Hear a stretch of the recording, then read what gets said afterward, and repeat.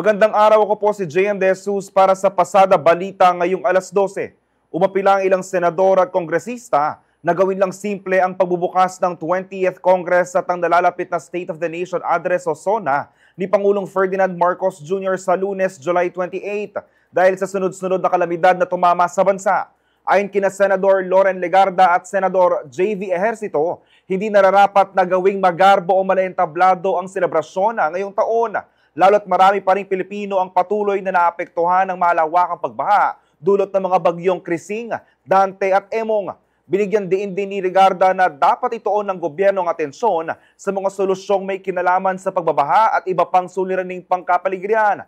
Aniya, hindi makabubuting maging out of touch ang mga opisyal habang naghihirap ang maraming mamamayan.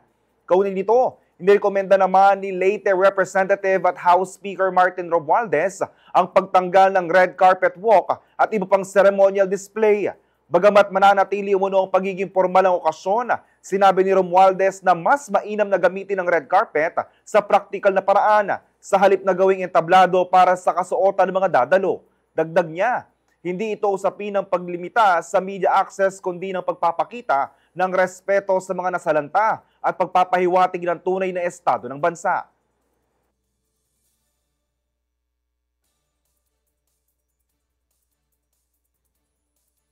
Abangan ang iba pang mga balita sa CLTV 36 News mamayang alas 2 ng hapon. Ako po si JM De Jesus. Magandang araw po.